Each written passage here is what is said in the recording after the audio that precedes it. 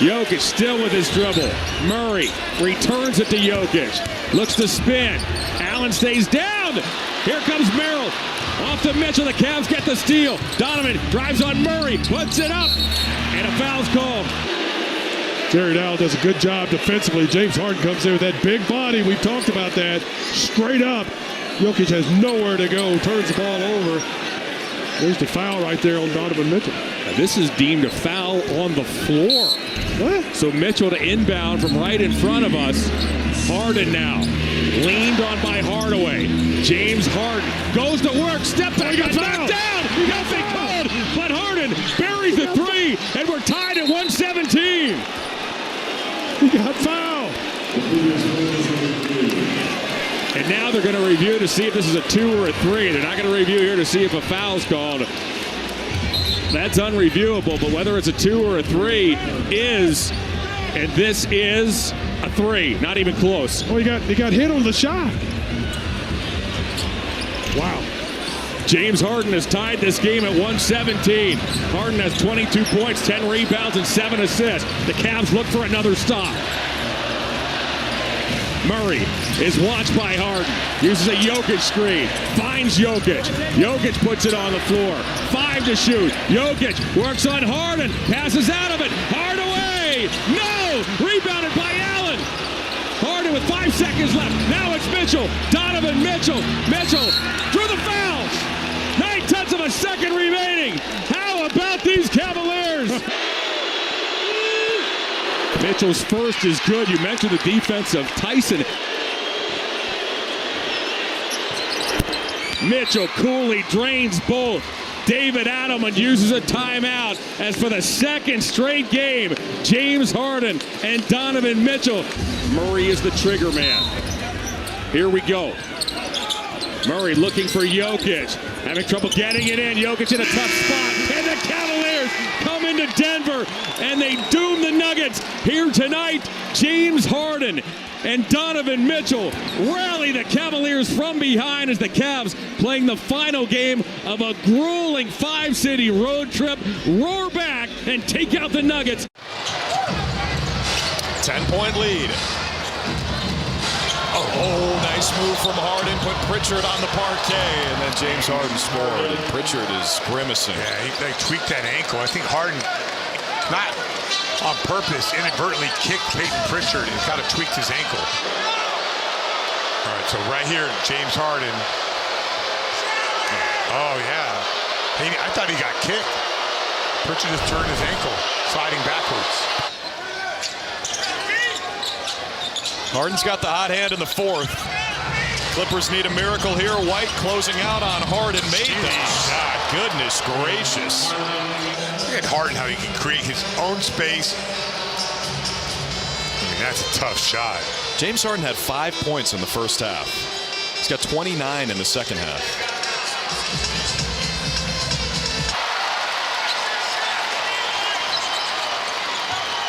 Here's James Harden. Barely missed in the second half. Holy smokes. Watch Jaylen Brown challenge. This is the best you could do. Just go up, pull your hands back. Clutch, Peyton Pritchard, 2 free throws. 1.6 left, the Clippers need a 3. They don't have a timeout. Dunn, the baseball pass. We're trying to go Leitner style. Zubac finds Harden. Missed it. That would have tied the game. The Celtics dodge the final bullet and win it 121 to 118. How did James Harden get wide open? They drew that up without a timeout. Good call, man, on the Leitner. But that was Leitner with a wrinkle. Only like 10% of our audience knew that. All right, look at that.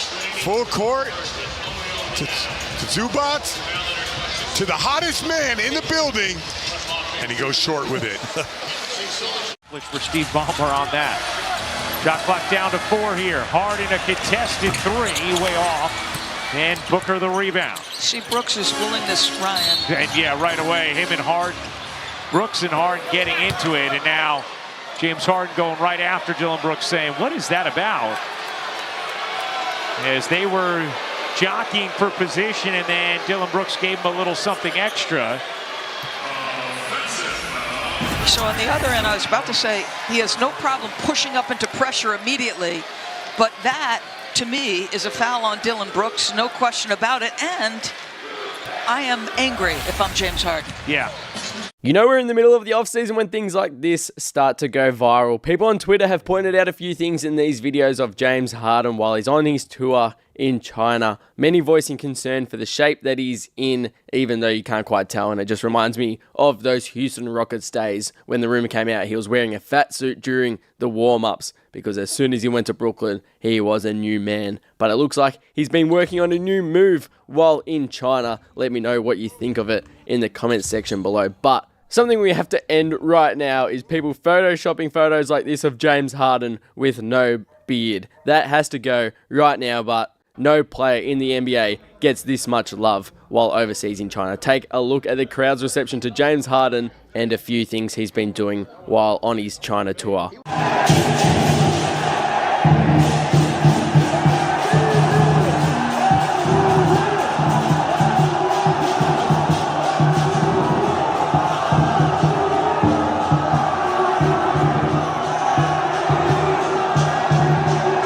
I am speechless.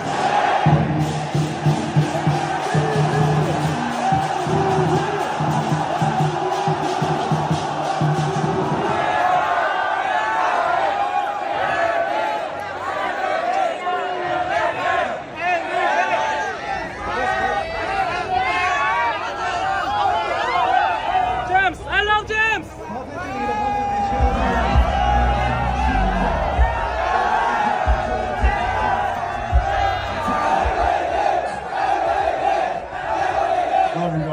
They're so good. They're awesome. And also, probably as you walk in here, you saw some equipment, right? Different equipment in different areas. So we have a...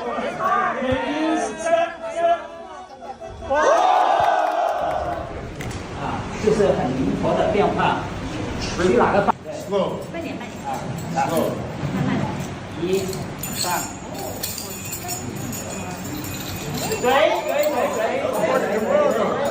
面对观众行礼，对，敬礼。